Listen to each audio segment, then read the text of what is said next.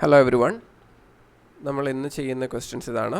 Find dimensional power of power, അതുപോലെ check if equation T is equal to 2π√m/g is dimensionally correct. Okay, ആ T എന്ന് പറയുന്നത് time period ആണ്, M എന്ന് പറയുന്നത് മാസും, ജി എന്ന് പറയുന്നത് ആക്സലറേഷൻ ഡ്യൂ ടു ഗ്രാവിറ്റി. അപ്പോൾ ഇത് ഫിസിക്സിലെ ചാപ്റ്റർ നമ്പർ 2, ഓക്കെ, അതിൽ നിന്നുള്ളൊരു ക്വസ്റ്റ്യൻ ആണ്. അപ്പോൾ ഡയമെൻഷണൽ അനാലിസിസ് എന്നുള്ള ടോപ്പിക്കാണത്.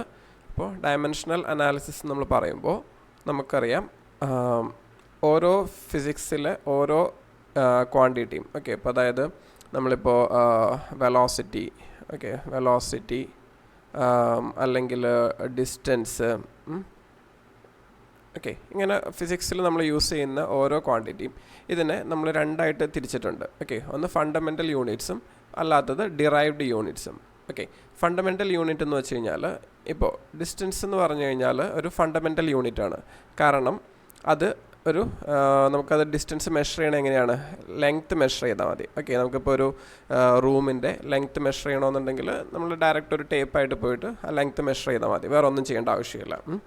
പക്ഷേ നമുക്കിപ്പോൾ വെലോസിറ്റി മെഷർ ചെയ്യണമെന്ന് വെച്ചോ, വെലോസിറ്റി മെഷർ ചെയ്യണം എങ്കിൽ എന്താ ചെയ്യേണ്ടത്, നമുക്ക് ഇപ്പോൾ ഒരു കാറിൻ്റെ വെലോസിറ്റിയാണ് മെഷർ ചെയ്യണമെങ്കിൽ ആ കാറ് എത്ര ഡിസ്റ്റൻസ് കവർ ചെയ്തെന്നും അറിയണം, അതുപോലെ തന്നെ എത്ര ടൈം എടുത്തു എന്നും അറിയണം. ഓക്കെ, ഇപ്പോൾ 60 കിലോമീറ്റർ 1 hourൽ ട്രാവൽ ചെയ്തിട്ടുണ്ടെങ്കിൽ നമ്മൾ എന്ത് പറയും, അതിൻ്റെ സ്പീഡ് 60 km/h ആണെന്ന് പറയും. അപ്പോൾ നമുക്ക് അതിൻ്റെ അകത്ത് ഡിസ്റ്റൻസും വേണമായിരുന്നു, ടൈമും വേണമായിരുന്നു. ഓക്കെ, അപ്പോൾ അങ്ങനത്തെ ക്വാണ്ടിറ്റീസ് ഡിറൈവ്ഡ് ക്വാണ്ടിറ്റീസ് ആണ്.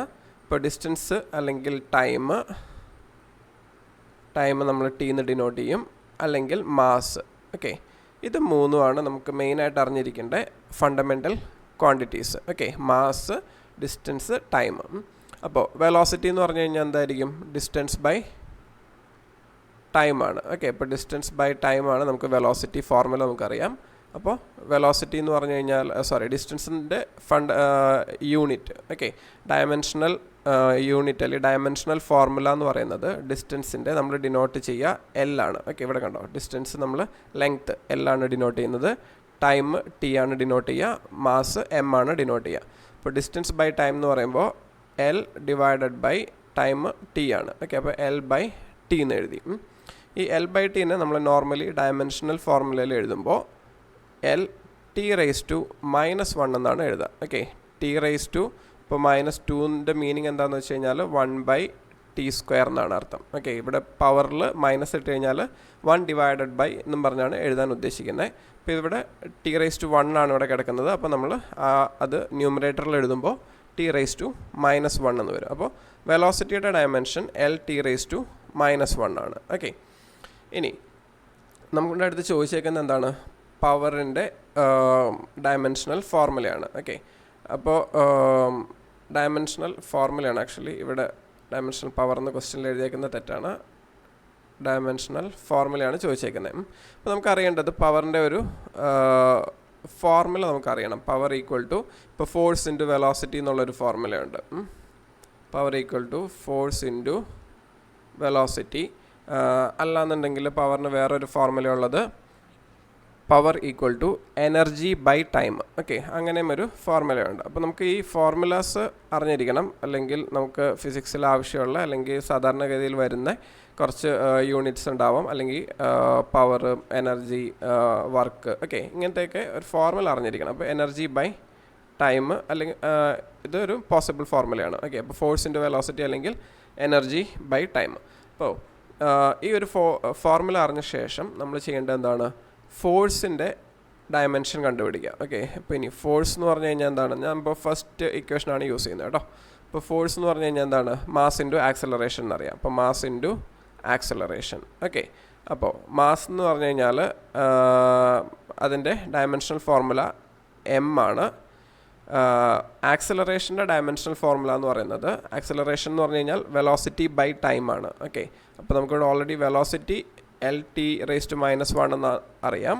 അപ്പോൾ നമുക്ക് ഡിവൈഡഡ് ബൈ ഒരു ടൈമും കൂടി ചെയ്ത് കഴിഞ്ഞാൽ നമുക്ക് ആക്സലറേഷൻ കിട്ടും. ഓക്കെ, അപ്പോൾ ഇത് L T raise to -1 divided by T. അപ്പോൾ എത്ര ടി താഴെ വരുന്നോ അത്രയും പവർ അവിടെ മുകളിൽ എഴുതാം, ടി റേസ് ടു -2 എന്ന് എഴുതാം. ഓക്കെ, അപ്പോൾ എൽ ടി റേസ് ടു -2 ആണ് ആക്സലറേഷൻ്റെ ഡയമെൻഷണൽ ഫോർമുല.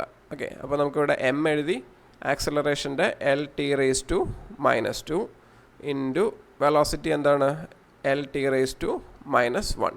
അപ്പോൾ നമ്മളിപ്പോൾ എഴുതിയേക്കുന്നത് എന്താണ് ഫോഴ്സ് ഇൻറ്റു വെലോസിറ്റി എന്നാണ് എഴുതിയേക്കുന്നത്. അപ്പോൾ നമുക്കിത് എന്താ വരുന്നത് എം ഒരു തവണയേ ഉള്ളൂ.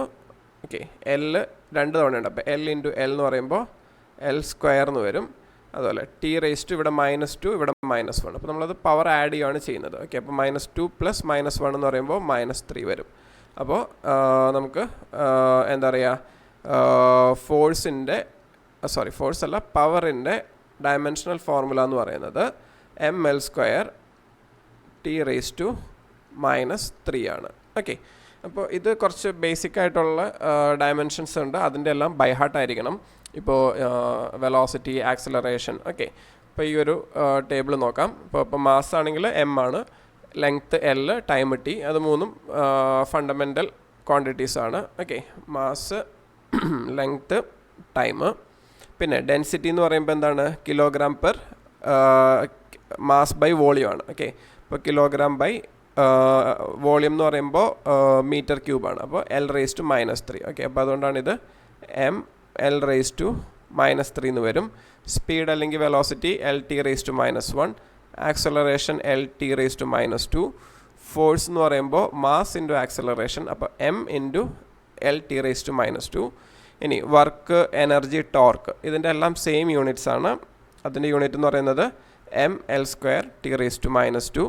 ഓക്കെ, പിന്നെ ബാക്കി ഇതൊക്കെ ബൈ ഹാർട്ട് ആക്കാൻ പറ്റുമെന്നുണ്ടെങ്കിൽ ആക്കാം, ഇല്ലെങ്കിൽ എന്നാലും കുഴപ്പമില്ല. ബട്ട് നിർബന്ധമായിട്ടും ഇവിടം വരെ ഉള്ളത് ബൈ ഹാർട്ട് ആയിരിക്കണം. ഓക്കെ, എന്നാൽ മാത്രമാണ് നമുക്ക് പെട്ടെന്നൊരു പ്രോബ്ലം ചെയ്യാൻ പറ്റുള്ളൂ. ഇനി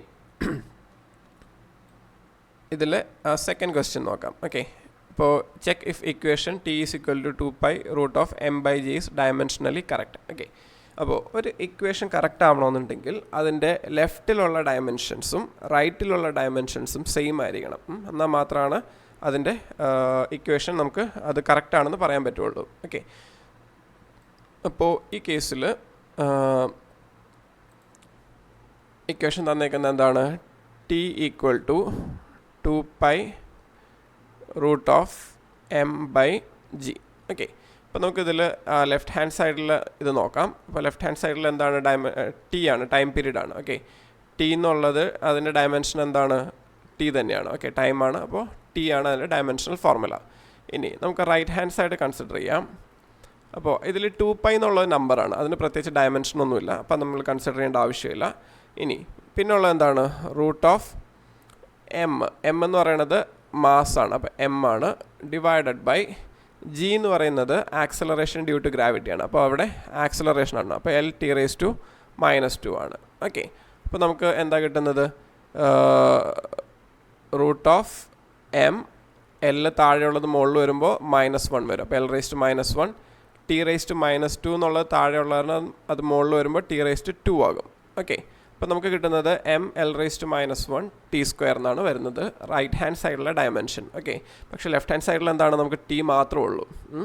അപ്പോൾ ഇവിടെ നമുക്ക് ഇവിടെ അഡീഷണൽ ആയിട്ട് എം ഉണ്ട്, എൽ ഉണ്ട്. ഓക്കെ, പക്ഷേ അപ്പോൾ എന്ത് പറ്റി LHSഉം RHSഉം ഈക്വൽ അല്ല. ഓക്കെ, ലെഫ്റ്റിലെയും റൈറ്റിലെയും ഡയമെൻഷൻസ് ഈക്വൽ അല്ല, അപ്പോൾ അതുകൊണ്ട് ഈ ഇക്വേഷൻ ഡയമെൻഷനലി കറക്റ്റ് അല്ല.